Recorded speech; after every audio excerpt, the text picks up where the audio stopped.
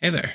Just want to leave a quick note before we get into this episode saying that when I recorded this, I was dealing with a pretty nasty headache and I was just getting over a pretty nasty cold. So if I sound a little stuffy or if things get a little random at times, just because I was pretty tired coming out of whatever the hell I was.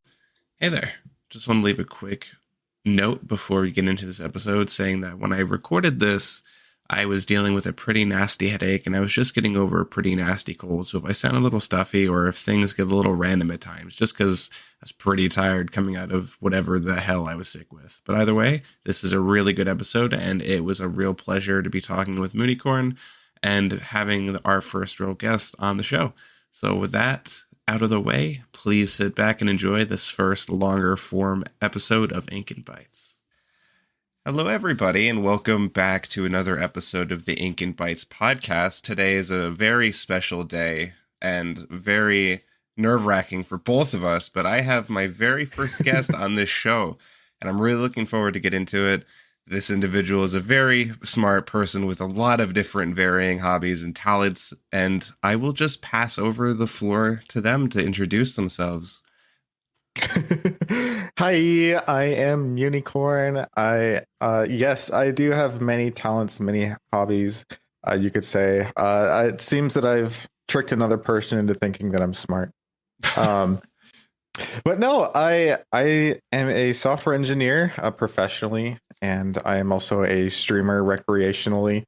And I also like to write some music in my free time and also code in my free time as well. It's both my profession and my hobby. And I do all sorts of other things once in a while. Sometimes I write stories and sometimes I do some art. Name anything out there, and I've probably done it. Any creative art, probably done it before. But yeah, that's me. Awesome. Yeah, no, I knew the moment that I came up with this podcast idea and just this idea of talking about anything that interests anybody. You were perfect because you have so many different hobbies. You're like me. You see something interesting and you try to do it. Yeah, But that's that's me. Yeah. yeah, exactly. I think a good thing to jump into because I do have a list. I've shown you this list. We'll see how many things we get through, but I think it'd be interesting to kind of talk about your computer science first, since that's the one that I'm like I feel like I can kind of engage with you in a conversation because I know a little bit. So I'm just Yeah, yeah. like, when did you start? Like, when did you get into computer science? So it dates all the way back to when I was probably 12. My dad is also a software engineer, I believe it or not. And he worked at Hewlett Packard for a long time, so that was his profession for a very long time. And I was a very creative kid. I love to like pretend that I was in a video game a lot. Um, I had a very big imagination and lots of things that I had going on in my brain, you could say. Um, and when I started to learn about programming and just like how you can create anything with code, I took a liking to that because I was like, oh, like if I can create anything, if I can just tell a computer what to do and do all the right things, then I can create my world, on a computer basically. And I had lots of ideas for like video games at the time. I had things I wanted to do, so many things in my imagination to explore. So I kind of got on board with that with my dad, and I was like, hey, like I want to learn how to program. Like, where the heck do I start? And so that's kind of like the beginning of where I learned to start programming, and it was on and off for a long time. Like Yeah, I could not get into it at first, right? Like it was one of those things that was just so like complicated to wrap my 12-year-old mind around. it's scary to look at. Like It's scary. yeah, yeah. And like I took these tutorials online and like it was just not making sense to me for quite a while. So it probably wasn't until like I got out of middle school, maybe like high school, that I really started getting into it and it became more of a second nature for me. And then at that point I was comfortable enough with it that I decided like, hey, I could go to college with this and get a degree in it and then I'll make bank, out in the out in the professional world. And so that's what I did.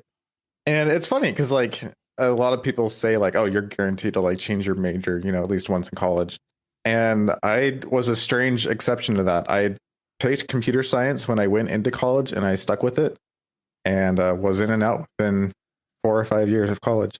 No, that's awesome. It's rare to have somebody who sticks with the same major because I know like when I started school, I originally, as crazy as it sounds, I originally wanted to be a history teacher until I realized I wouldn't be able to teach. And then I swapped to like 50 different things. So it's really interesting to hear that you stuck through with the same major. And I think it's really interesting because you need to have a want to build things, I think, if you want to get into programming and computer science. Because if you don't, it's kind of like, what am I doing? Exactly. Yeah.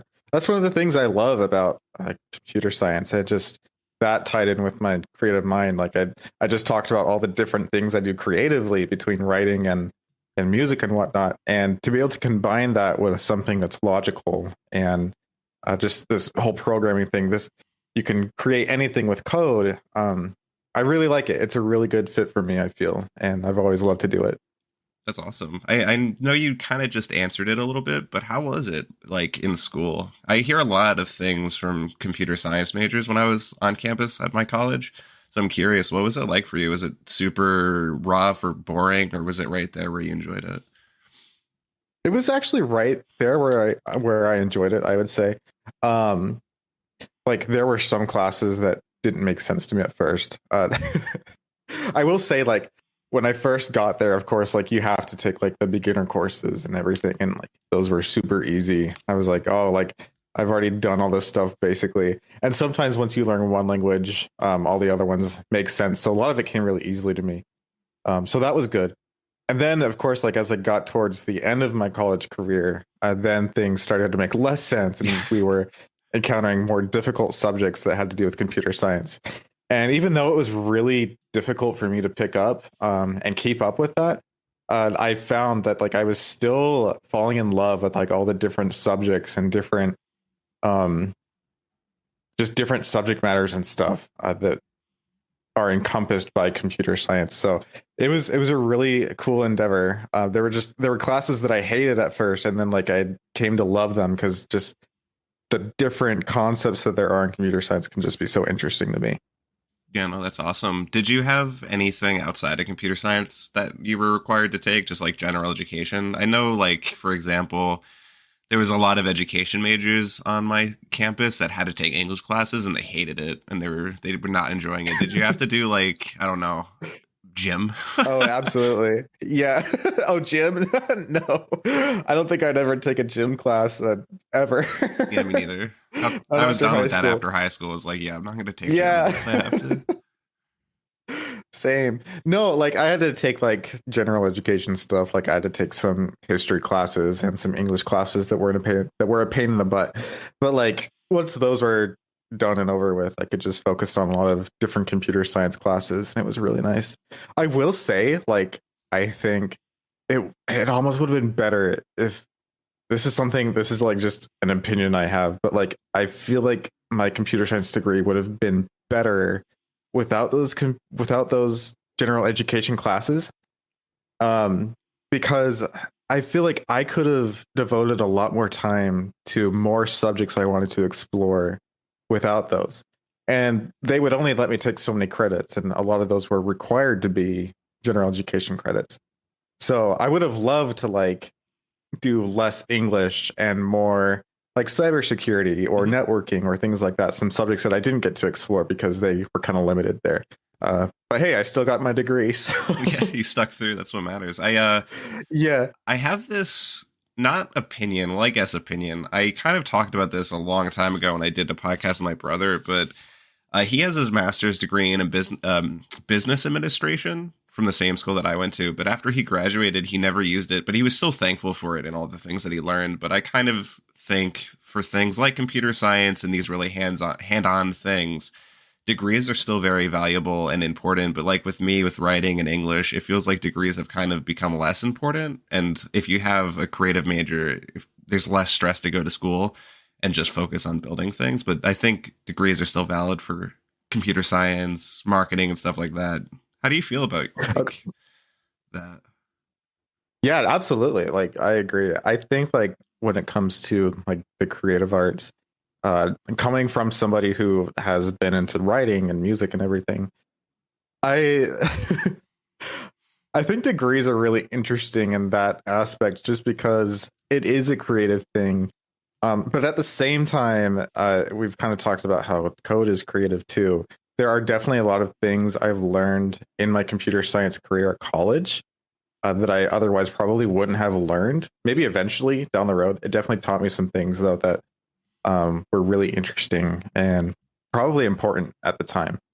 But at the same time, I did take a musicianship class or two in college, and for me, it kind of felt like it almost hindered my creativity a little bit because there started to be like rules around what you could and couldn't create. Oh yeah. Like if there are any other music nerds out there that know what counterpoint is, counterpoint drove me crazy because it's basically like a very strict set of rules around which you have to write music. And we did that once for this musicianship class. And like I've always loved composing and writing music and orchestral music. And then like suddenly I had to do it within the set of rules. And I was like, I don't like this. I was like, this is not what creativity is. These are rules. This is like, I don't know how to describe it, but it just didn't feel like the creative process to me. It Yeah, no, felt that more feels like, anti-creative. If you're gonna put rules on like something like music, I mean that would make it yeah, harder to be creative because you're always worrying of if I'm still in the rule set that I was given. yeah, it's like you're telling me how to write my music now, and now it doesn't really feel like my music. It feels like it came from me, but it's been written under some arbitrary set of rules. But yeah, yeah, it's really interesting. Like just degrees with the creative arts. I think they can only take you so far. But I definitely do see the value in them anyways, just because like there are classes you can take that will like expand your horizons and will teach you things that you otherwise wouldn't have learned. Yeah, But like exactly. those are things you can just find online nowadays, I think. Like you Yeah. don't have to go and pay a bunch of money and go to a college for it. I'm glad you brought that up because that was another part of the statement I made forever ago. Is like there's so many online services now, like Udemy, which I highly recommend. Udemy is fantastic. I've gotten a lot of classes on there. You can basically get a decent college experience without going like crazy into debt. So it's I think like a large part of the creative arts is like employers want to see that you're able to make things. I feel like, for example, like game development or something, if you have a proven track record, but you don't have a degree, I'm sure they'll pick the person that has that track record over someone who has a degree but doesn't have a track record. Something that's interesting to me is like if somebody can show they have experience though, like if they can come to an employer with like an actual finished project that they created and they can say like, hey, I created this, but I don't have a degree. Yeah, I think that's the thing for me. It's like sometimes I think that like a degree is just a piece of paper. You know? Yeah. Like it does prove to an extent that you do have a track record and you do have experience and like you do have knowledge. But at the same time, I also agree that there are people out there with way more experience and way more practical experience, no less, that don't have a degree. Hmm. Like we were even at my workplace the other day. We like to watch movies like every Friday about people in the tech world, and over in India, there are these teenagers that are building projects bigger than I ever have in my life, Hmm. and they don't have college degrees because they're teenagers. They haven't had the chance to go to college yet, and I'm like, heck, like why should they be required to have a degree if they were looking for jobs over here in the US? Because I feel like employers all the time are like, oh, like you are required to have like a degree, like you have to have a degree, otherwise we won't look at your resume at all. But like I'm looking at these people over in India and I'm like, they are almost overqualified for any job that I've ever applied for. Like they would be a perfect fit. And yet to think that like employers are so barred by them not having a degree or might be barred by them not having a degree, I think is crazy. I feel like we need to be looking more at like the practical experience that people have had rather than seeing if they've gotten a piece of paper or not. Does that make sense? Yeah, no, it does. I mean, I totally think we're losing out on a lot of value in terms of the people that are hired when we look at just degrees. I mean, they're still valuable, but there's a lot of people that do things that don't have a degree that are brilliant. To not to change the subject, I want to jump back over to some more of your computer science stuff.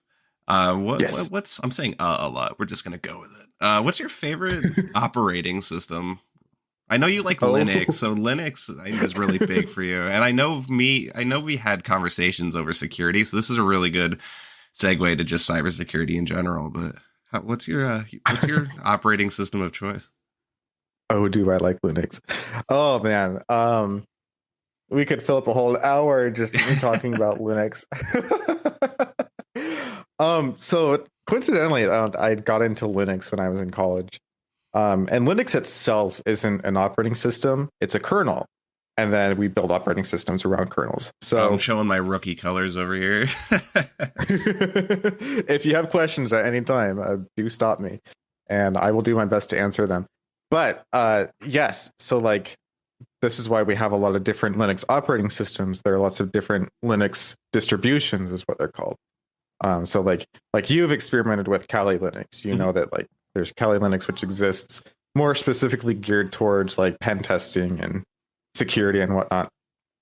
And then I use a distribution called NixOS, which has served me so well. I love it. I could obsess about it for days. I've obsessed over it for years, actually, because I've been using it for a few years. But NixOS is really cool to me, probably more so as a programmer, because in a sense, I can use programming to configure my operating system, and I can use programming to install applications and programs, and I don't have to do it all manually. So in the case that like my computer just dies on me, just like absolutely crashes, Mhm. I have my configuration code stored, I think, on GitHub and a few other Git instances throughout the world. And I can just clone that Git repository and rebuild the system completely from scratch on a new system. So it's really easy, like switching between systems. If I want to make like a new PC, I can just rebuild that configuration and all my programs are installed. Everything is configured correctly.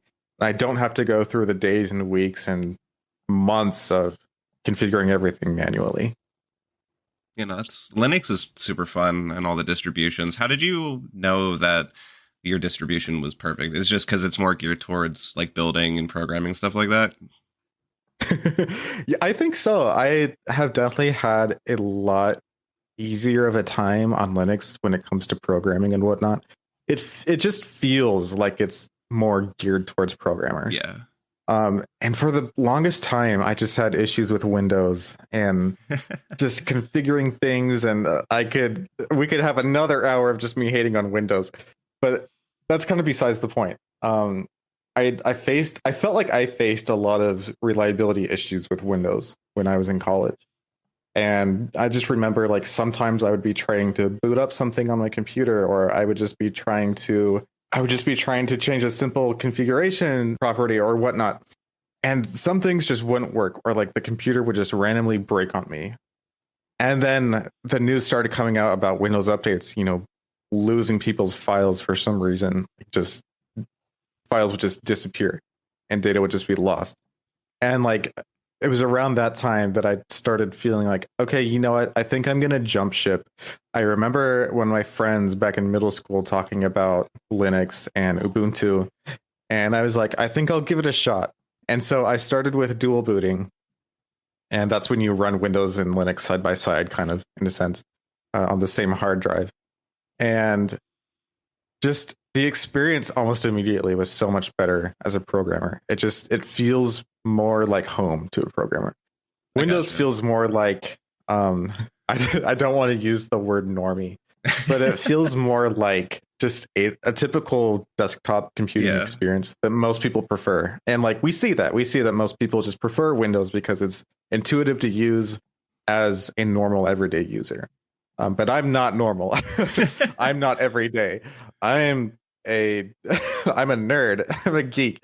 And Windows just doesn't seem to be able to handle well the amount of tinkering that I like to do as somebody that's as nerdy and geeky as I am. Yeah. I mean, But Linux handles that great.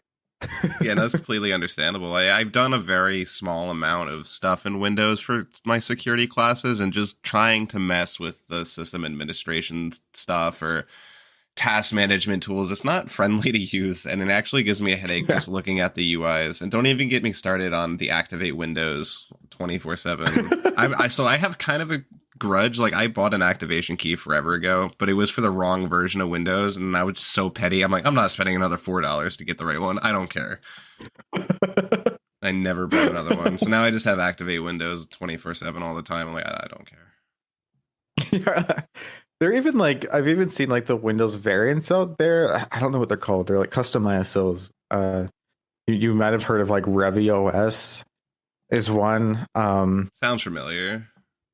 Yeah, it's like a custom Windows ISO um, that you can use. I don't even know if you have to like have a Windows license to use those.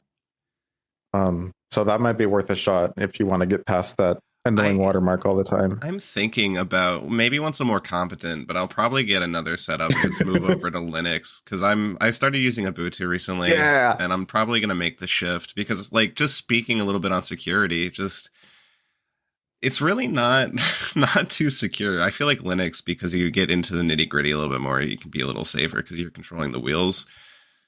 hmm And that doesn't even don't even get me started on like browsers and stuff like that because there's so many browsers that just they nom your information, you know. Like Opera GX is just Chinese spyware. So it's just it's really hard to stay safe. It's Fair. like I love the saying. It's not if you're gonna get popped, it's when you're gonna get popped for like being hacked and stuff. So it's It's true. you have a lot more freedom and control over your security, I think, with Linux.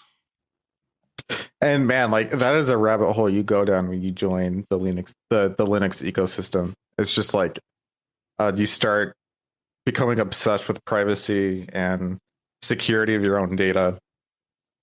Exactly. Yeah. Just to move on to the last little bit of computer science that I want to talk about. I don't know how much you're allowed to talk about what you do for work, but I'm really curious to hear of how you feel about Web3 and blockchain and stuff like that and just decentralization. Yeah. So for my job professionally, I am working with Web3 and we are building a new layer one blockchain that is compatible with the Ethereum ecosystem. And yeah, it's been really interesting to learn about just the blockchain as a whole and decentralization and being able to get into the nitty gritty of how blockchains and decentralization works. Um, the thing I love about Web3 and decentralization is that it's a lot about ownership and owning your own data, your own currency, if you're dealing with cryptocurrency. Um, it's a lot about putting the responsibility in back into the people's hands. Um, if anybody new is getting into cryptocurrency, a lot of people make the mistake of losing access to their keys Mm-hmm. or being reckless with transactions or whatever. And a lot of people learn the hard way that you have to be responsible. You have to be careful with what you do with your currency in the cryptocurrency space. Um, Other than that, though, when it comes to decentralization, I am all for it. I love the idea of the people owning assets, owning their own data, and not it being controlled by a central government or a central corporation. Did I say corporation? A central corporation, heaven Yeah. forbid.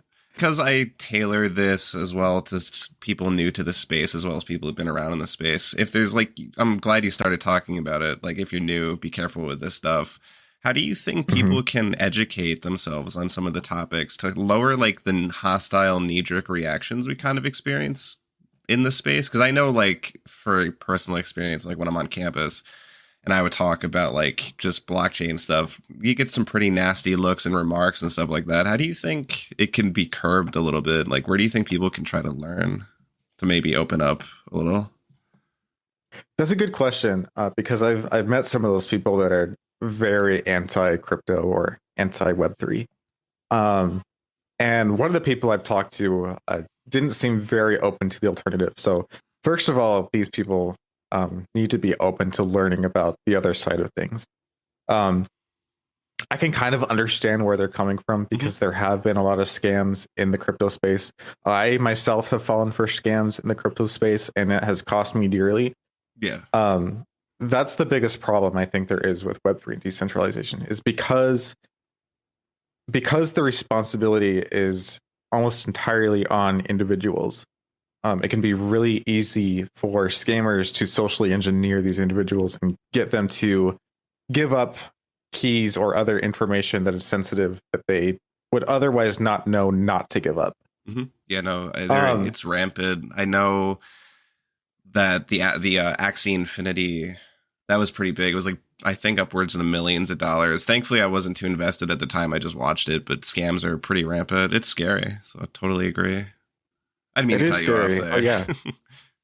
No, no, you're good. I keep doing this thing when I'm like thinking, I reach my arms up into the air and I just like grab at the air. You're grabbing the knowledge. I'm grabbing, yeah. Grabbing the I'm knowledge. pulling it from the cloud, literally. Let me see. I think decentralization and Web3 has some great potential that people aren't seeing. When you just think of, I mean, I think the benefit of owning everything yourself is enough of a benefit for people to look into. Yeah. And of course, like with that great power comes that great responsibility, and like mistakes are prone to happen. And I get that some people don't want to be able to make mistakes.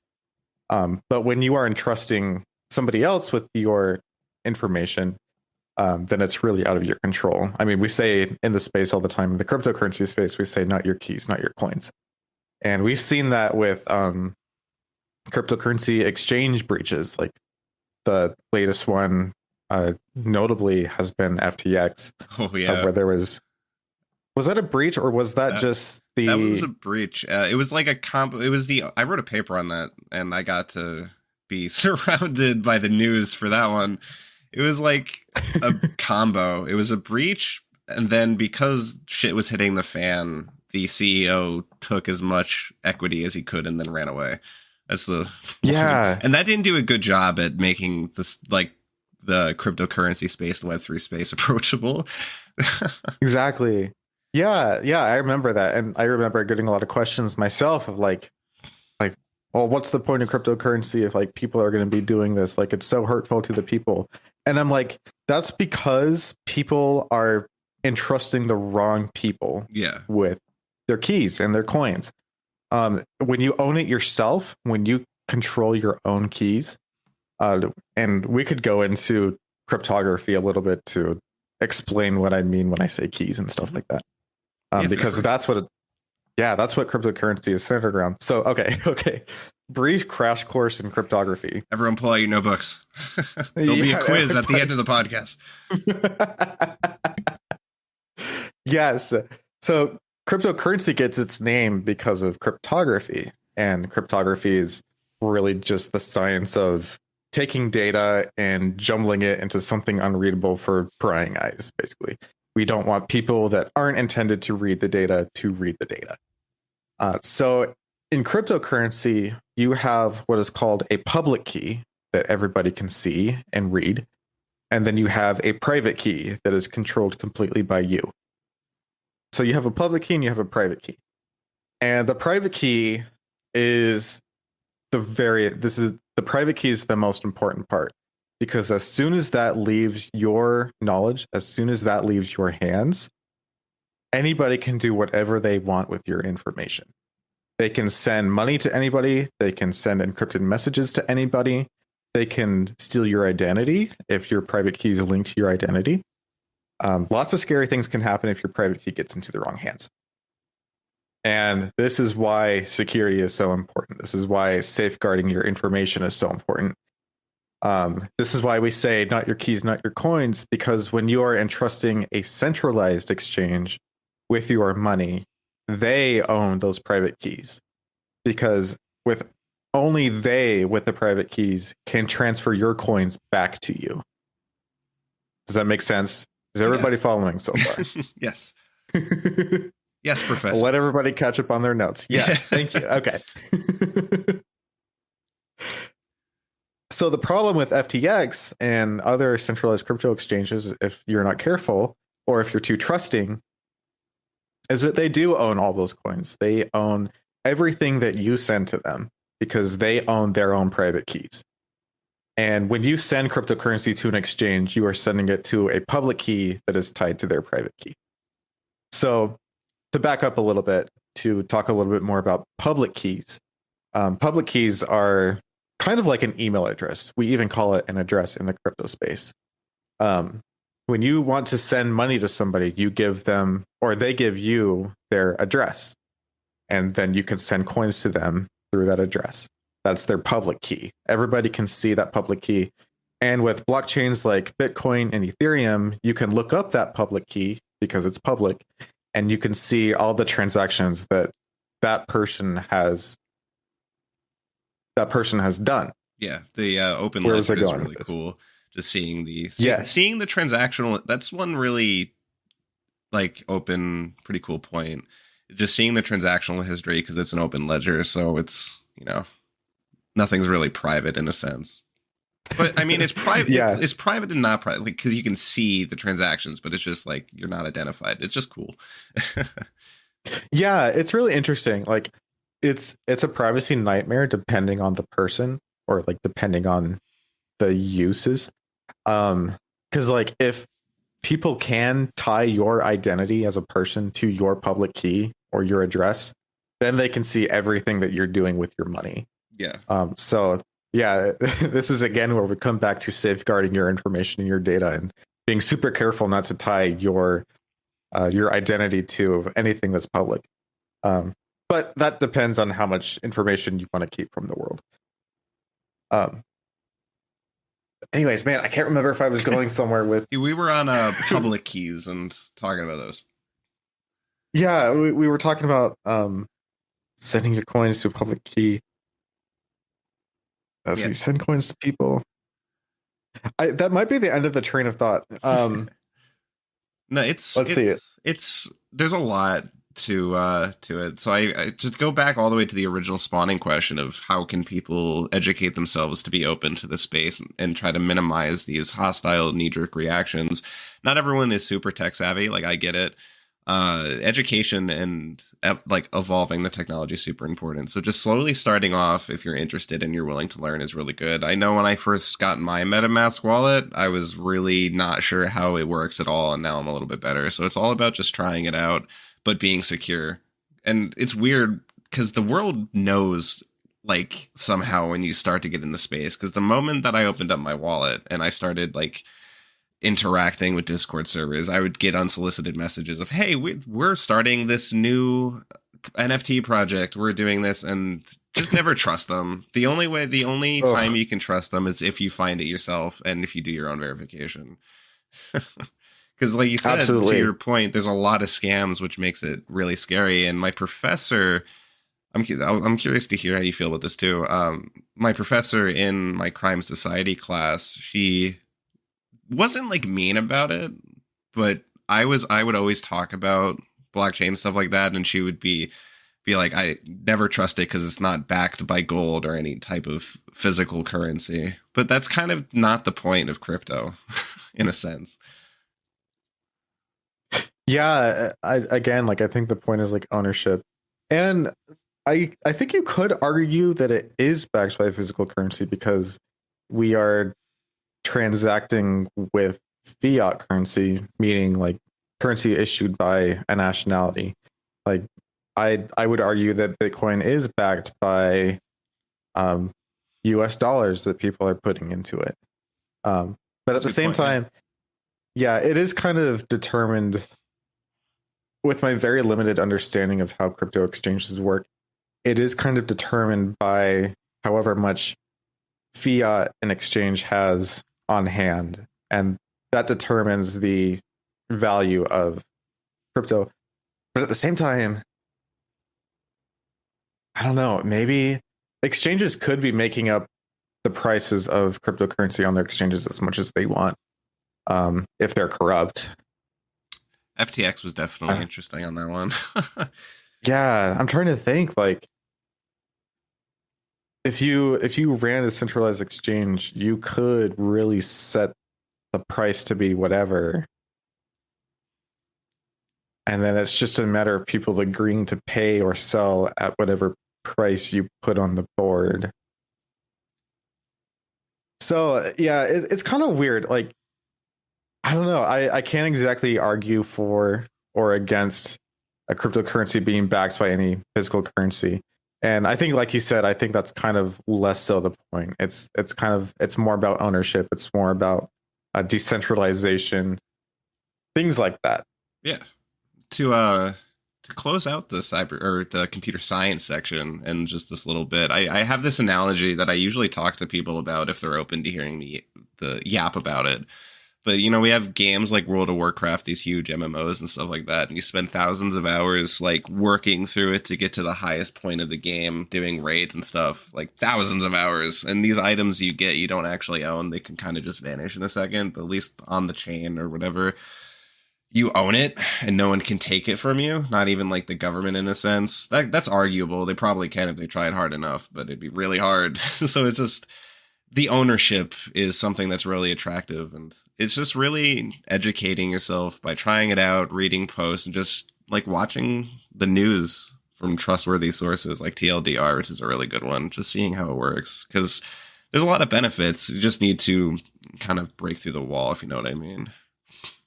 Yeah, definitely. I mean, even the space we say to do your own research a lot, and that research can definitely pay off. Awesome. Now, everybody, we're going to have a quiz on this at the end, so just have your notes ready. But I do want to transition into, we've been talking for about 40 minutes. We're moving on to the second topic. I like it. This is a good conversation. This one you're going to enjoy. I'm interested to hear just about your music. Kind of like, I know you talked about it briefly, so you got into music when you were in school a little bit, right? And you started before that too? Absolutely, yeah, yeah. I think around the same time I started programming was around the same time I started getting into music composition. I could tell that like this was a point in my life where I was like, okay, I'm sick of things just being stuck in my head. Like I need to bring these things out into the real world. And that was another one of those things where it's like, I want to share this with people. Like I want to get this out of my imagination and onto a computer and into people's ears. So that's kind of where that started. When I first started music composition, I started with a program called Mixcraft, and it was like super easy to use, and it was relatively cheap compared to other DAWs at the time. So I used that, and it came with like loops and stuff that you could just throw in, like just a measure or two of like drums or chords or whatever that you could just throw in, and like it wasn't really original.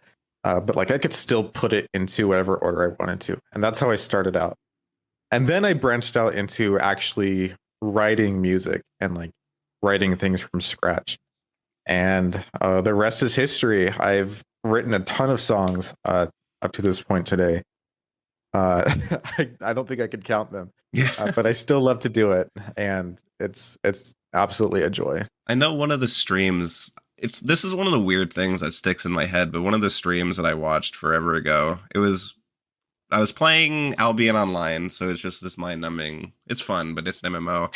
And you were doing a stream just about your music, and your music is fantastic. It's very chilling, relaxing. I think I've said that a bunch of times. Like it's super emotional because just it's really well put together.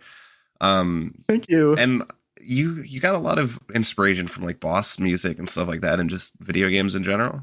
Like what games inspired you the most? Absolutely. Oh yeah. Gosh, so many video games inspired my taste in music composition, you could say. I played a lot of Legend of Zelda growing up, a lot of Mario Brothers, a lot of Nintendo games. Um, Trying to think, another franchise that comes to mind when I think of like what inspired my music taste is Skylanders.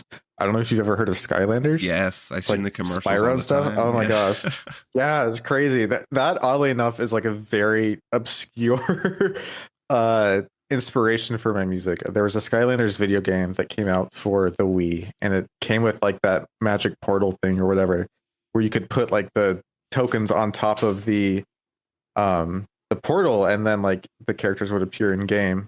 And there was this overworld music that I really liked, and it was really calming, like really soothing, and like I liked that style. And then I also liked the style of music with like boss fights, and like that's where like the Legend of Zelda inspiration comes in. And I also got a lot of inspiration from like John Williams, who composed for Harry Potter and especially Lord of the Rings. Lord of the Rings was a very big inspiration for me.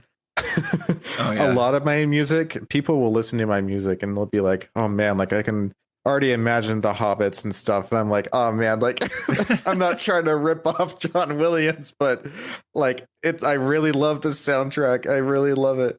And so I you can definitely spot those influences in my music. I like to think it's a little more original nowadays.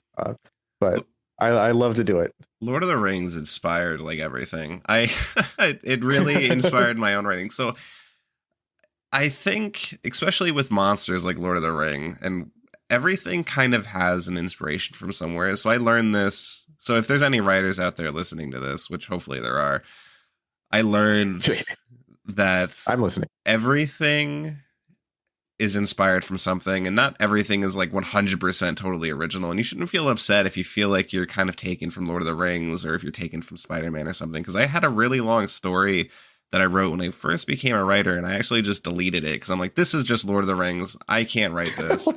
But it's everything has inspiration. So if you're ever beating up on yourself because you think it's already been done, I mean, everything you do is your own creative twist on it. So it's original in that way.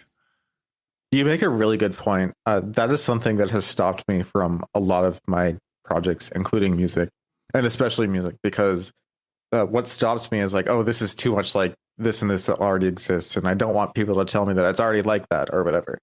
But that can put a huge damper on your creative process and your creativity, because I feel like at the very least, as long as you're not literally copying and pasting like the instrumental track or the words or the paragraphs or whatever, you're if you're trying to create something original, that's what matters. You are at least exercising your brain and your creativity to create something new. And like maybe even in the process, you can try to do something that will make it different, you know? It's not it doesn't and like I guess like if the plagiarism is really that noticeable, then you don't have to release it to the public. You can keep it to yourself or whatever. Yeah. But I would just say do it anyways, because it's practice, and practice makes perfect, as we always say. Oh, that is so true. And that's why there's fan fiction. I mean, people post their fan fiction all the time. And like, I love the book series Red Rising by Pierce Brown. And I have many times wrote short fan fictions of like, I made a character and then I wrote because I wanted to practice different writing skills. Maybe I want to write an action scene and I'm horrible at writing fighting. So I'll write this and have a big fight going on. You know, it's always great. Fan fiction is a great thing to expand into, not only in writing, but like music and stuff like that. I don't know if there's fan fiction for music, but Oh man, there kind of is. I don't doubt that there are songs out there like that have been written by fans to complement like a franchise or something. I'm almost 100% certain that somebody out there has probably created like a supplementary fan track, you could say, for Lord of the Rings or whatever. I guess there are remixes, so that'd probably be. Now that I'm thinking about it and I'm And dusting off remixes, my yeah. brain because my headache is annoying me, but I'm getting through it. There's definitely been like there's metal covers for a lot of Destiny music and so on and so forth. True, true. But outside of like video games that inspired you, has there been any like normal bands that have kind of inspired your production style? Oh, normal bands. Interesting. That's a good question. I've definitely taken inspiration from Clean Bandit sometimes. I used to have a Clean Bandit obsession for like a long time, probably back in 2018, and I've done a bit of like pop music or electronic music, and I was definitely inspired by them heavily for a long time. I've also taken inspiration, if we go back a couple of years further, I took a lot of inspiration from like the Chainsmokers. The Chainsmokers were big when I was in high school, and I really liked their music when it came out around that time. So I took a lot of inspiration from them. Um, man, I don't know who else. I don't know if anybody else, but definitely Keen, definitely Clean Bandit and Chainsmokers come to mind. Awesome. Yeah, Chainsmokers is pretty good. So I guess my last question for the music side of things is if someone's just getting started, what do you recommend? Do they just mess around and play with things and make things that they like? Absolutely, yeah. Like, I think the best advice I can give is just do it. Just dive in. Even if you download a DAW that comes with pre-made loops, like I did with Mixcraft, um, you can still create something with that, and it's an easy way to make something that sounds decent.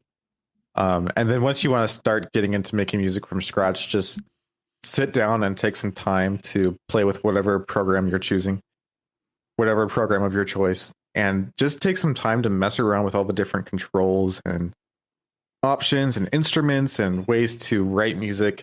And just the most beautiful part of creativity and anything is the learning process and what you learn in the process of trying to create something, because that enables you to create even better things down the road. I think a problem that a lot of artists and musicians run into, and me included, um, is that they feel that their work isn't good enough. A lot of artists in whatever Preach. genre, Preach. yeah, yeah, Oh a lot of man, I artists, can't even begin to tell you. That's every day. right? Yeah, I've written stories, I've written music, I've written code, I've drawn pictures, and in every single one of them, at least once, I have felt like this is just not good enough. This is not going to live up to anybody's expectations. And as somebody who's been through all of that, like, I can tell you it is so much better if you can just push those feelings aside and just tell yourself that at the very least, I am learning something. I am learning something new. I am exercising my mind to do something better in the future. And every little mistake is just a stepping stone to a greater success. And even then, like, what you might consider a mistake might still be actual artistry to something else. Like, I can pick apart my music all day. I can pick apart like every little piece of art I've ever done. And I would show it to somebody else and they wouldn't notice at all. They wouldn't even notice. Even after like 20 times of listening or after 10 hours of staring at an art piece, they wouldn't notice the same mistakes that I do. So many of us creative minds are so hard on ourselves, and that can keep us from doing so many things. And I think like we just need to stop being hard on ourselves, just realize we're imperfect and it's okay to make suboptimal things sometimes, because it's still learning, it is still creating, and that's what matters. I love it. That's Is really that enough good. preaching? No, that's fantastic. No, I love it. That's exactly how I think about writing as well recently. Like I finally got myself to understand that the first draft of a book is going to be atrocious. And that really hit Yeah. home when I heard Pierce Brown in an interview say that his first draft of his fifth book he sent to his editor, I believe, and she was like, he was like, she said that she thought I was on crack. So it's like the first drafts again for any writers are not going to be good, and if you perfection doesn't happen the first time. So like that's what sketching is for in art, right? Like Hmm. the first sketch is never going to be perfect. That's why you keep doing it. Like with writing, the first draft's not going to be good. That's why people do three or four of them. You just got to do it first and build upon it afterwards. I love that. Exactly. Yeah. I resonate with that totally. Awesome. Yeah. Well, now you mentioned art, that's a really good transition. When did you start art? Like, when did this fall in your repertoire? That's a hard word of hobbies. Because you have computer science, you have music. Where does art fall in? Oh man, art is a strange one for me because I never thought that I would ever be good at drawing. And I mean, I don't know, maybe I'm still not. Um, now that we've talked about being hard on ourselves, Your art's talking great. The positively Mooney about art ourselves. is fantastic. Come on. Thank you, thank you. I appreciate it. Art's a strange one for me because I never thought I would be good at it. I never thought that I would be an artist one day, and yet here I am uh, drawing things and even taking commissions for people that want to pay me to do art for them. And I'm like, why? As a satisfied But customer, I can say it's very good. yes, that's what matters. But yeah, it's a strange one for me. I don't know if I can remember exactly what got me into it or like what inspired me to start drawing. I think it was maybe just like an itch to learn something new that was creative. I think it kind of started out like as a challenge for myself. Like, could I teach myself a new talent? Because like so many things come naturally. Like for me, like music was just kind of always there. I always wanted to compose music.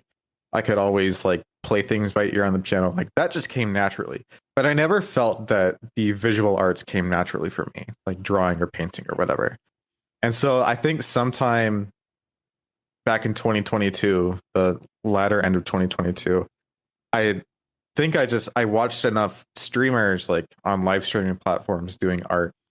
And I was like, you know what? I kind of want to try this. Like, this is big within the community that I'm in.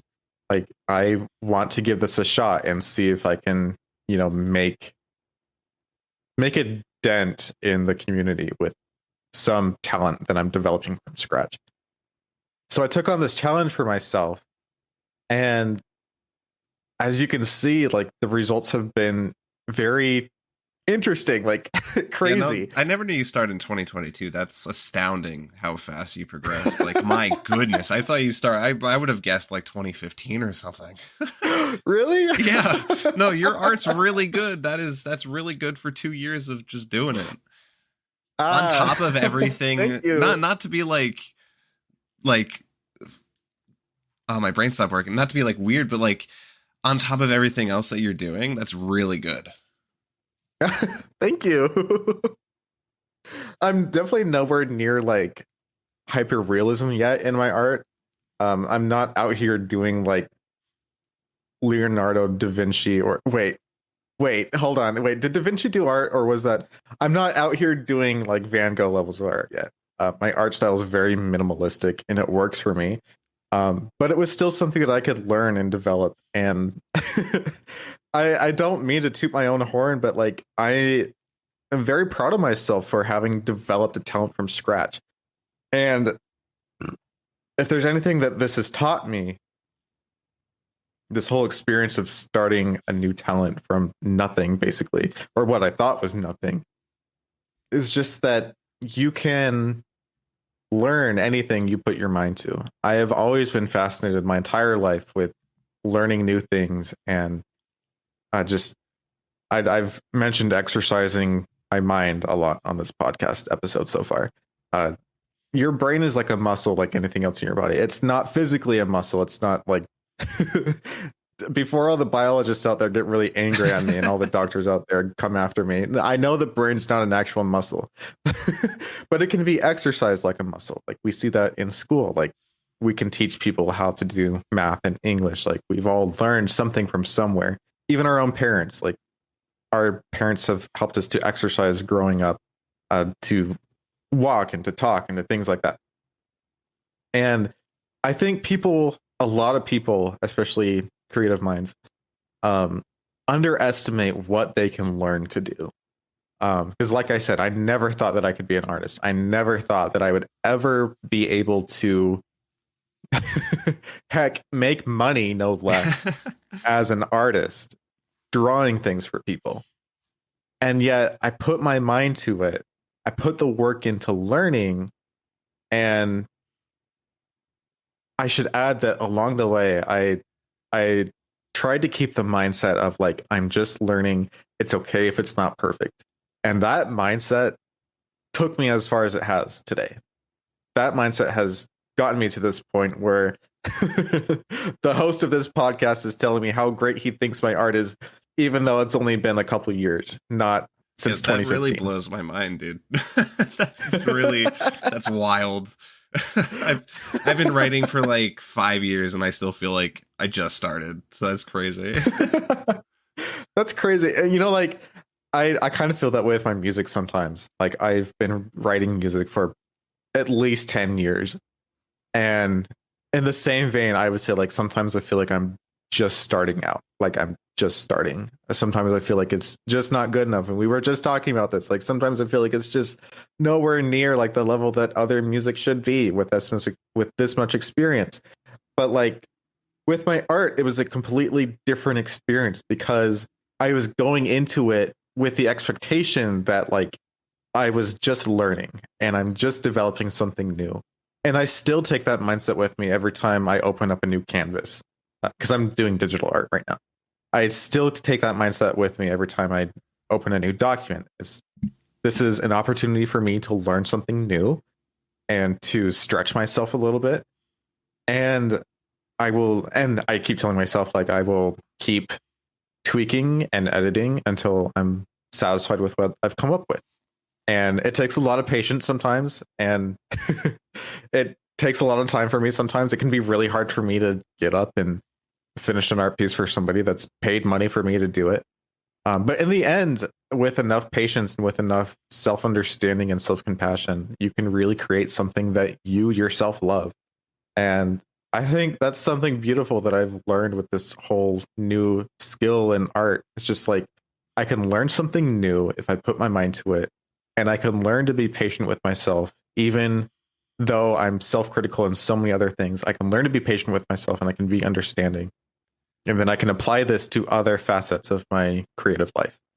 That's awesome. I'm glad you mentioned the brain, because I know I recently wrote a blog about this, but just constantly showing up and walking the same path over and over again really builds up neuroplasticity and allows things to become easier and easier to do. I kind of conceptualize it, and if you're a writer and you set like 1,000 words a day during the beginning of your writing career, you probably won't hit that right away, and you might get really upset at yourself. But if you lower it down a little bit, maybe you just keep showing up at 1 o'clock every day and you write for an hour. You don't set a word count, but you just do that for a week. Next thing you know, you'll be writing like 2,000 words in an hour. So it's just showing, being a creative mind is really important to just keep showing up. Because if you take months of a break at a time, it's never going to really become easier. So that's really awesome to hear that you had that mindset and you came as far as you did into you. I'm still like stuck on that. That's amazing.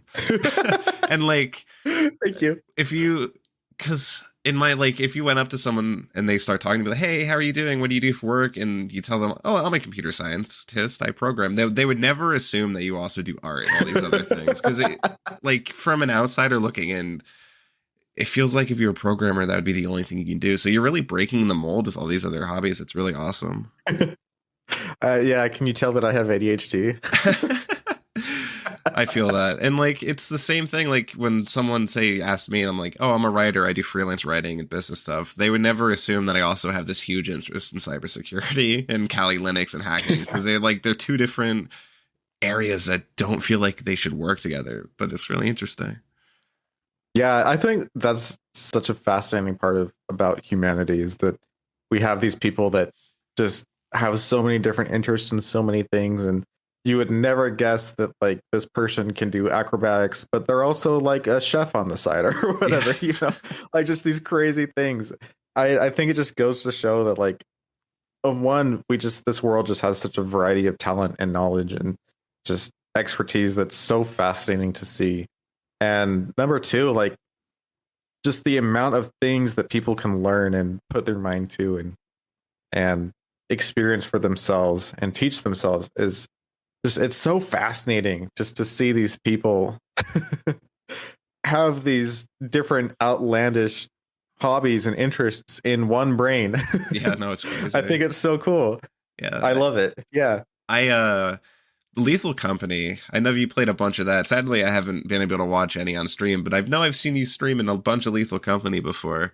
That game was made by one person, so it's just like wild. Really? Yeah, that game was made. I'm sure the guy has more people now with how much it blew up, but originally that was made by like one dude, and it outsold like these AAA games.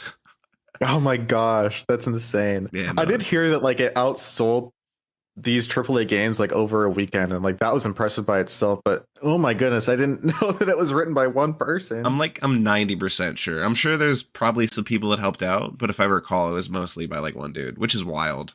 It's crazy. That game's really good. I know that like Yeah, I know that like Stardew Valley was written by one person. That was absolutely written by a single person. And that's super impressive. Like that game is very expansive. It's incredible what people can do. Agree. Yeah. I got one more question for you for art. So I think you might have kind of answered it. But where did you find your style? Did you kind of find it when you were watching these other Twitch streamers drawing? Because I definitely see you have a unique style that I haven't really seen elsewhere before. That's an interesting question. I'd have to go back a few years to when I created my unicorn persona that I have online. Oh, yeah, that's right. Um, Everybody, this is not a human. We are talking to a horse. I'm an actual unicorn. Don't mind me. No, so I originally commissioned a close friend of mine that I knew in person to help me create this mascot for uh, what is basically a company now. I have a company, um, and I wanted this unicorn character to be the face of this company, to be a mascot for it. And so she and I collaborated on creating this mascot from scratch. And I took a lot of the um, approval or disapproval charge on that because, like, she understood that I had a very specific vision in mind, and like she wanted to help me achieve that vision. And so we worked for probably about half a year on creating this unicorn. And during that time, I think actually this has to do with how I started on my art career because there came a point where it was really hard to describe with words what I was looking for. And so I was like, I think I'm just gonna try and draw it for myself, like what's in my mind. And that's kind of how this whole thing started. This is how I started to find my art style and everything. Um, my art style comes a lot from like what I originally had in mind for this character. I could envision this character in my head, and like I could see like the sort of art style it was, and at the same time it also takes inspiration from like existing franchises. Like Unstable Unicorns is one of them. It's the art style is fairly similar, but not the same. So I did take inspiration from like a couple of sources, um, but at the same time I still had like an original vision in mind. um, so I was able to take that and kind of draw it in just a simple vectoring program. I started out with vector graphics. I still do vector graphics, but I was able to kind of get it out on a canvas of vectors. And that was kind of the beginning of my art career and also my art style. And it's been developing ever since. It's definitely come a long ways. I'm already at a point where like I was looking at stuff that I was doing when I first started and stuff that I'm doing now, and I'm like, oh, it's disgusting. Like I can't believe it was ever like that.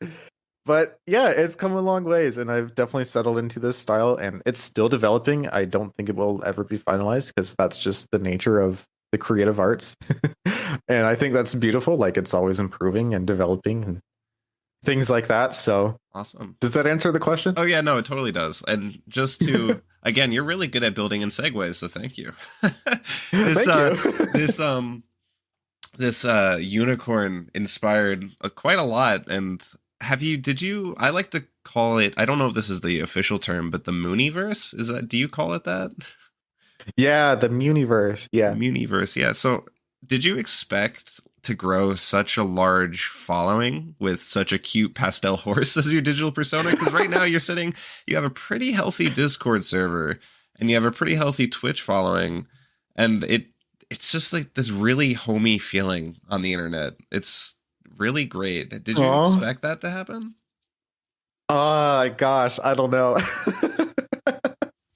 I think a lot of my fears with becoming, I hate to say influencer, but becoming an influencer of sorts on the internet was developing a community that was like yucky or whatever.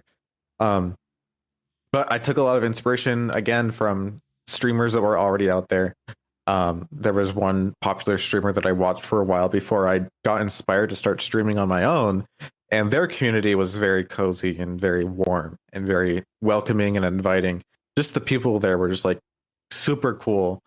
And I even asked this streamer, I was like, how do you do this? Like, this was before I started streaming. I was like, how did you create a community that is so warm and inviting and as friendly as this? And from what I remember, her response was basically just like, I don't know. Like it just happened. So I almost offer like the same answer here. Like it kind of just happened. But at the same time, I'm a heavy believer in like you will attract the person that you are. Mhm. So I have definitely tried to improve myself as a person. And something that I don't want this to come across as like I'm just saying this. Something that I really placed importance on when I started becoming more prominent on the internet, or when I set out to become more prominent on the internet, something I placed a lot of importance on was like, I don't want this to just be a face that I put on for the internet. Like, I want this to be who I am. I want to be like internally and externally a nice, welcoming, friendly, inviting person. Someone who's understanding and loving, things like that. Uh, I don't know if I had to change much to achieve that. Again, that sounds like I'm tooting my own horn and it sounds awful. But I think like just I didn't expect to get the following that I did. But I don't know. I'm here now and I have all these friends and it's incredible and I love it. And like I'm not gonna put myself down and say I don't deserve it, but like it I don't know. I guess I'm kind of speechless about the whole thing. Once you think, right? It's like you don't really think about it, but once you get prompted the question, you look at it like, oh my goodness. Yeah. Yeah, it's like I was looking at my server member count today and it's like it's not like it's in the thousands, but it's like 111 and like my Twitch following is like somewhere over 300. But like I think about it sometimes and I'm like if I tried to put these 100 to 300 people in a room with me, like we would not fit. Like I can't believe that I have become at least acquaintances with all of these people all over the internet. And like what did I do? Like, how did I get here? It's kind of funny. It's definitely strange. But to answer your question, no, I don't think I ever anticipated a following like this. No matter no matter how nice or how what I set out to achieve. I will say, just for it's almost been a year, I think, maybe a little bit over now since I joined, but I I don't even remember how I bumped into the Municorn stuff. But I will say, at the time that I joined, I was dealing with a lot of like hostile reactions towards what I do for work and like the crypto and stuff like that. So I was really, it was in a bad spot. And then I found your server and I found your persona and everything you do, and it's just this really great feeling. Like I never seen a spot on the internet that felt welcoming and really nice naturally, because a lot of places force it, right? It's fake Yeah. homeliness, but the Municorn server and the Twitch chats and everything is just so naturally nice, and everybody genuinely supports each other, and it still amazes me to this day. So I'm really glad that I was able to become a part of it. And Oh. I had a thought there, but now it's gone. But it's just really like, even you, like a lot of the times you have Twitch chats that get nasty. It literally has never happened. Well, maybe it has, but like Yeah. I haven't seen it yet. Yeah, there's been like a few instances where it's like, okay, we need to change subjects. Like it's not always perfect in paradise, but for the most part, I'm very, very proud of my community and the larger community that we're involved with. Just being so kind and friendly towards one another. And I can't do it all myself. It definitely the credit can't all go to me. It goes to everybody else too, and you for being an amazing person yourself and being so kind and friendly. Um, I just think that that's what the world needs. We don't need to be exclusive. We don't need to be hostile towards one another. I think a lot of people just need an oasis of sorts because the world is crazy right now and people are crazy, and we just need a Totally. place where we can all connect and be kind to each other and just I don't know, take a break from life once in Yeah, a while. no, exactly. And I will. This is a little funny detail, but every time I sign on, my Discord automatically opens up to the Municorn server, and I love on the how on the top of the channel list it says "Welcome home." I don't know, I just love that so much. Oh yeah, And yeah. there's a game that you might like. It's free, but it's called let me minimize my screen so I can actually pronounce this properly. Palia. Now my mouse isn't working. Oh well. Oh, there we go. Oh yeah, yeah. It literally it's like the same vibe. It's like an MMO, but it's a super cute, friendly MMO, and they always hit you with a welcome home when you launch the game, and it's just I love that. It's great. Oh, And to your I point, love like that. you attract the people that you like that you are yourself. Mhm. Definitely, that everyone there is great. So I definitely, and just Oh, like the community in general has been friendly, so it's great. No, it's a fantastic community, and you're doing a great job by having such an open and wholesome place for people who just need an oasis. I like that analogy. An oasis in the internet is definitely much needed. And a lot of, again, I'll yeah, be a little repetitious, but a lot of places force it and it doesn't work. But there's literally no yeah, forcing. There's rules, obviously, but it's not forced. yeah. Well, hey, since you're part of the community, you make a difference just as much as everybody else. Thank you. I appreciate it. Uh, I have this is a really funny bullet point. I don't know why I put this on here, but I put Mooney lore question mark. I guess so. I guess I'll ask this question because it's a tie-in with writing. Because I actually forgot to write that down, and I'm glad you brought it up. How are you? Like, what is your experience with writing? Because I know you have all these plans for like writing a Mooney spell book and all this Mooney lore. Yeah. I love writing. It again taps into that creative imagination that I have. That's just like it's just like a world inside my brain, and I like to explore that world by writing it down. Um, there's so much that I want to explore with my character and with other people's characters, and I'm really excited to explore that through stories and authoring all sorts of different plots and plot points and stuff. Um, there is not much I can tell you now about my lore and the backstory of my character because it is very much secret for now. But Understandable. I hope, yeah, I hope to have a very fun, very big reveal someday. And I look forward to that day a lot. I've done a lot of writing, but so much of it is secret, just because I am waiting for the right time to reveal it all. That's exciting. Wink, wink. I'm looking forward to the day where we have marketable plushies because I need a Mooney plushie. I just need one Me to too. accommodate my Apogee plushie that I have on my desk so that I can have two.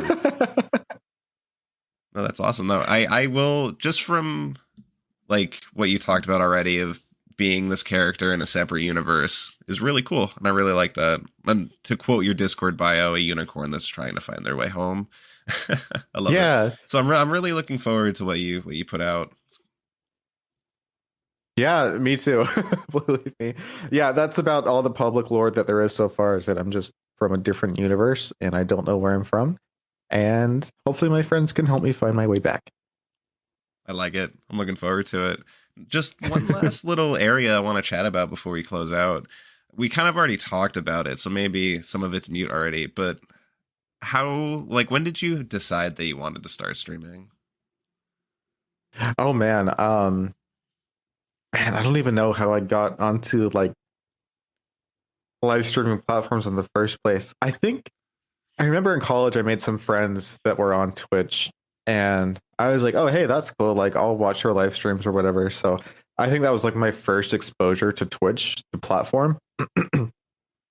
And then time went on a little bit, and I kind of stopped watching live streams. And then my wife started watching Twitch and started getting into these live streams. And I was like, oh, hey, that looks like a lot of fun. And so I started watching the same streamers that she was, and we had a lot of fun, like um, interacting with these streamers, and it was a blast. Like I, I love live streaming either as a viewer or a streamer. And eventually, they raided into a group of friends, or what we now call friends. They were strangers at the time, but she rated a few people that we really fell in love with as friends, and they were super inviting and welcoming and like super gosh, I would just say inclusive. And I mean, like they're Canadian. That's what's expected of them. Yeah.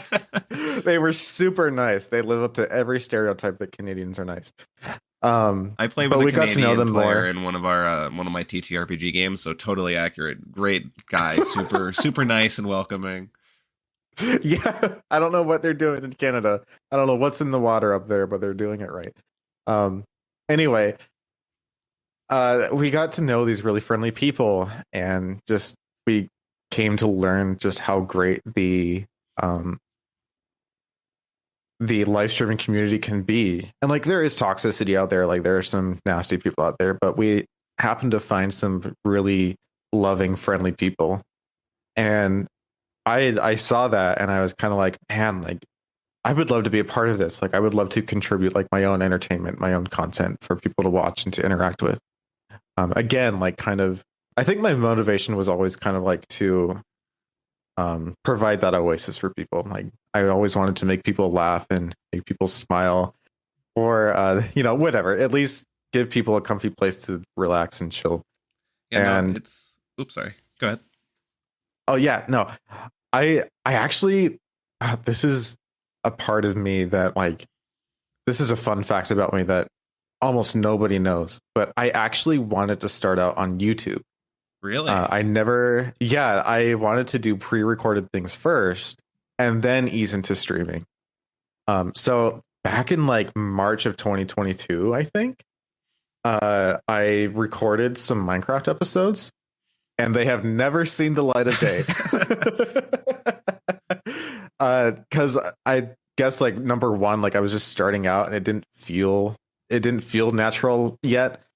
Um, but then like I also just am a chronic procrastinator and I never got around to finishing the edits of the entire things. I don't know. Maybe one day I will release the uncut footage to the public and we'll see what they think.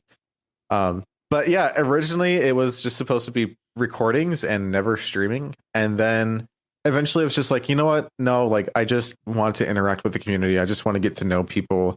Like, let's just jump into streaming and we'll see what happens. And so I did. And it, it was a lot of fun. I already had a super supportive and loving friend group that we had made online through Twitch. And they were super supportive. They all showed up to my first stream and it was a ton of fun. And That's really wholesome. it I is love really that. wholesome. I love it. Yeah, like I love the community so much and they're just amazing in every way. And in fact, I'm I'm actually going to be streaming with them after this. Um but I did that and I guess the rest is history. Like I've just had so much fun interacting with the community. There was a time where I took a fairly long hiatus because that self-criticism of like not being good enough or like not measuring up to other people and comparison to other people like really crept up on me.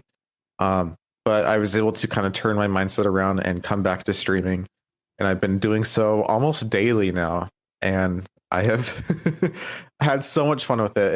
It's definitely very liberating to um, stop caring so much about numbers and about what other people think of you, and just kind of do things for you. And that applies. I don't mean to preach again, but that goes back to like all the creative stuff about music and writing and things too. It's like just do it for you, do it to improve yourself, do it to have fun, and don't worry so much about what other people think. And I think other people will see that. They will see that your hobbies make you happy, and that can be very attractive for a lot of people. I And I love think that. that's what's worked for me. Yeah, I'd I love love that. it. Yeah, preach as much as you want. I'm sure the audience would love it because creatives we talk down to ourselves a lot.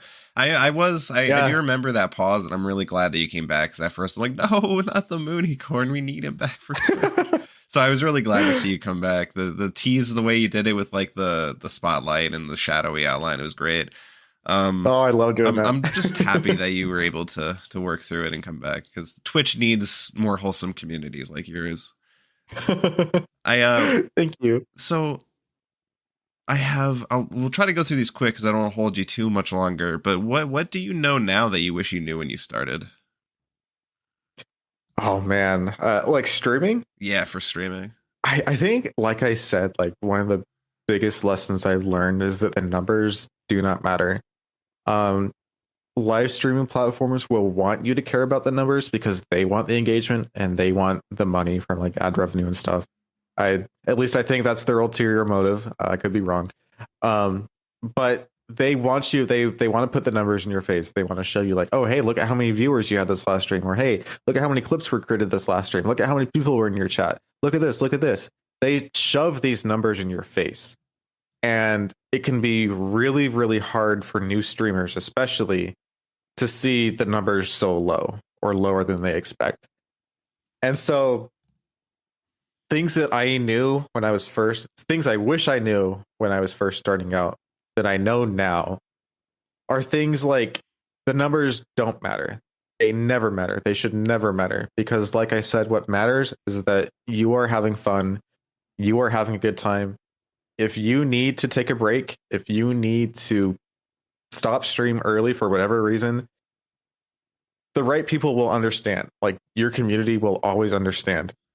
And that's something that I've always come to love about the friends that I've made online is that the right ones, the right friends are so understanding and so compassionate. The right people understand that you need to take care of yourself sometimes. You'll hear it heard. You'll hear it said so much on Twitch and other live streaming platforms that self-care comes first, and so many streamers are like so self-care first. And I think when I first started getting into it, I took that for granted how important self-care is and self-actualization. It's not selfish to put your first to I'm losing my ability to speak. I got you. It's not selfish to put yourself first most of the time. Mm-hmm. It's only selfish. I've even had people in chat tell me this. It's only selfish when it starts to impact other people. When you start tearing other people down to make yourself feel better or whatever. Yeah. But if you need to take care of yourself, if you need to like just take a mental health break and take some time to yourself, that should always absolutely be acceptable. And you should always feel free to do that. There is never any expectation, whether you think there is or not, to stream for this day for this amount of time with this game or this content or whatever. Just if I could go back and tell myself what I know now, I would tell myself to just set every expectation aside and just love what you do. Because like I said, that love will shine through you. That love will show through your content and your work, whether you're doing something offline or online. It's the love that you put into your work and your content that shines through the most. And that's what people will see. I've been on other streamers' channels where they do care about numbers and they do care about like engagement and they care about streaming this specific thing on this specific day at this specific time. And I see how it affects them. I see that like they beat themselves up because the numbers aren't as high as they want them to be. And these have even been streamers that are more popular than me. This has come from streamers with higher follower counts than me. And I I don't mean to scoff, but like I hear that, and number one, I understand because I've been there. I've like felt discouraged over my like tiny numbers sometimes. And at the same time, I'm also like, but you're bigger than I am. And like if you want to compare yourself to others, or like if you want to concern yourself so much with the numbers, like there are still people like me that are trying to get to your point. And like it's not to say like you should lift yourself up by putting others down. The point I'm trying to make is like it's not going to matter how popular you are, because if you're not streaming because you love to stream, if you're not playing games for other people because you like playing games for other people, that's the problem. The solution, I think, just the most effective strategy, if you want a strategy for success, is to just do what you love. Just have fun with it, laugh about it, things are going to go wrong on stream. Some people like to beat themselves up over things that go wrong on stream, and people like to freak out about that sometimes. When things go wrong on stream, I think it's hilarious. I think it's an opportunity to make light of the situation and like realize like, hey, like imperfection happens. Like I am just a person and imperfection is destined to happen. It is 100% guaranteed to happen, and we can all relate to that. Yeah. Like I would like to see one person in the audience right now like attest to being 100% the epitome of perfection because I don't think anybody are that. None of us are perfect. And so it can be a lot of fun. I think it's all about perspective. It can be a lot of fun to just make light of the situation and just have fun when things go wrong. It's really a matter of mindset. And I know like some people are really discouraged by the saying that happiness is a choice or whatever. I realize that there are circumstances and there are mental health conditions. I know because I suffer from them that can impact your happiness and can make it difficult to feel happiness. But at the same time, as one of those people, I also know that a lot of happiness can come from your mindset and your perspective on things. Expecting perfection of yourself is never fair because I think we all know deep down that none of us can be perfect. It is so much better to realize that we are imperfect and that crap happens sometimes. Sometimes crap just hits the fan and like that's going to happen. Sometimes our content doesn't live up to our own expectations or others' expectations. That's okay. It's just going to happen. That's just the way that life is. And we can still choose to love what we do. We can still choose to be happy. And like I said, people will see that. People will be happy that we're happy. And that's what matters. I love that. That's really good. I to just go back briefly with the taking a break and self-care.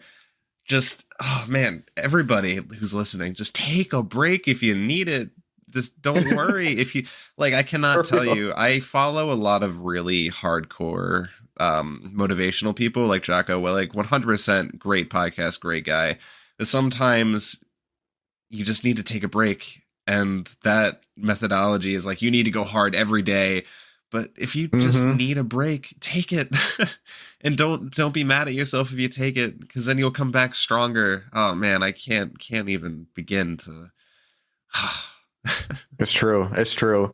Yeah, I think so many people have been obsessed with like that grind set of just like go go go go. Like you got to work hard if you want to make good things happen or whatever. But like to an extent, I agree. Like you can't just get by not working ever at all. Like I have had to put work into my streams.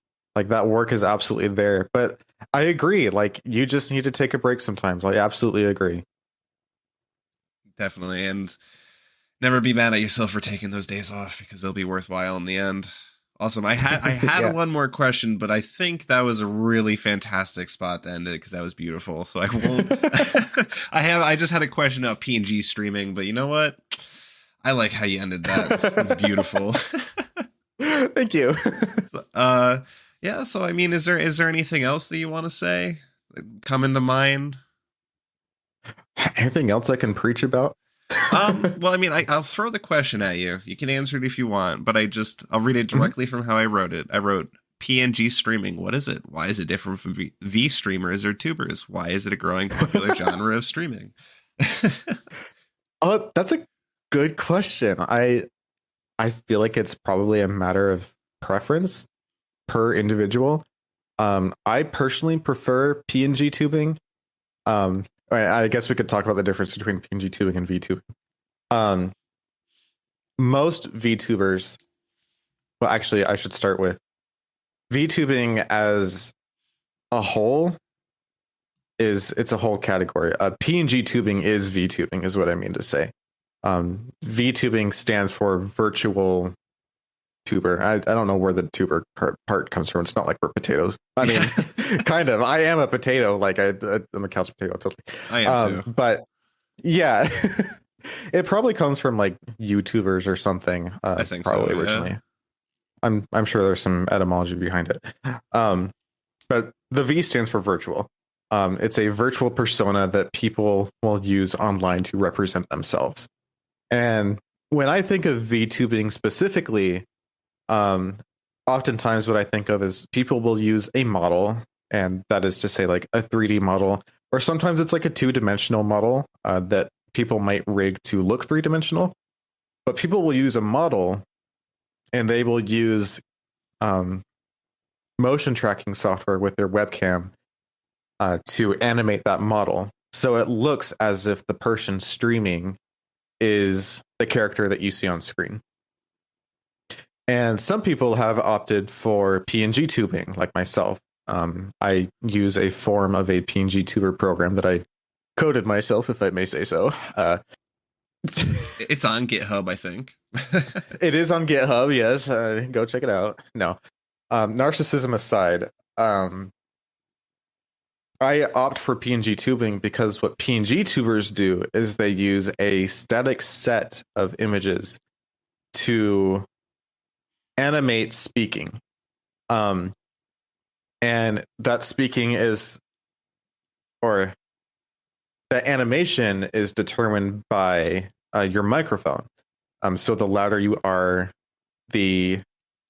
or how loud you are determines how open your character's mouth is. If that makes sense.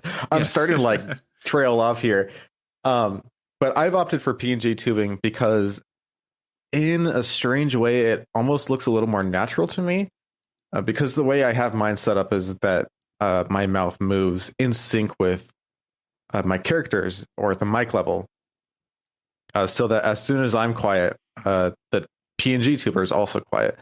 Or when I'm talking, my PNG tuber is talking. A big problem I've seen with a lot of VTubers and with the motion tracking is that whether their computers can't handle it or the motion tracking software just isn't good enough, I feel like a lot of VTubers lose that mouth movement. And I feel like that is a big part of what makes the experience more immersive. And then the other part of that is facial expressions. And I've put a lot of attention into like different facial expressions for my character with the program that I've created. The benefit to VTubing, in my opinion, is that those expressions come a lot more naturally. The motion tracking can capture facial expressions really well. It just so happens to not capture mouth movements so well. And then I also just don't like the idea of a camera being on me all the time. The nice thing about PNG tubing is that you don't have to have a camera. It's just purely based off of your microphone alone, and you are using your microphone anyways as a streamer. So it's perfect for me. No, I That's love why it. I Yeah. like PNG tubing better. The facial expressions were awesome. I do say, because like after watching a few of your streams, I do lean towards the PNG stuff now, because like Yeah. the clips of the VTubers, not saying it's like worse or anything, but it's, I don't know, I think the mouth movements lose it for me, as weird as that sounds, because it doesn't track as accurately. It really doesn't. Yeah. And like I've seen some VTubers with exceptional mouth tracking. Uh, but that has been like one in a million for me. I'm kind of laughing. Like if someone just fast forwards randomly and they land right at that, they were just talking about mouth movement. They'd be like, "What are they talking about?" The mouth isn't tracking. Well, what do you mean by that? Why are we tracking mouths? Oh, that's funny. No, that's good. That definitely answers the question. I think that's pretty much everything. We hit all of the stuff that I wanted to talk about pretty coherently. I'm proud. I'm proud of us. We did it. That was a lot. We jumped around a lot. A lot of podcasts. See, that's what I love about what I'm doing. Not to sound egotistical. I really hope I don't sound like that. Oh, I've sounded egotistical enough. You're fine. The just having a podcast that talks about everything, not limited to a specific genre, is super awesome. So I'm glad that we were able to navigate all of this and just explore. Yeah. So it was awesome.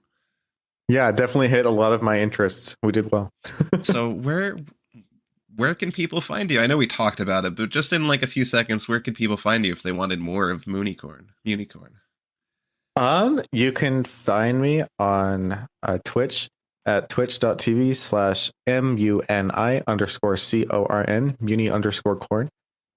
You can also, if anything else, you can visit my website that is completely under construction. It's completely a disaster. But once it's done, you can find my information there, and that is musicaloft.com. That's the name of my company, musicaloft.com. And you will find everything there once I have it up. Awesome. Well, thank you for being the very first guest on this podcast. This is a big milestone. I'm looking forward to maybe doing another one in the future if you're down. Heck yeah, I wouldn't mind being a regular. Awesome. Cool, cool. Thank you. Thank you for coming on, and thank you everybody for listening. This has been episode 3, I think, I hope, of the Ink and Bites podcast. I don't even know my own numbers. Professional. Have a good Seasoned one. podcaster. Yeah. Seasoned podcaster. But thank you all for listening. Thank you again, Mooney, for joining, and have a good night, everybody. You're welcome.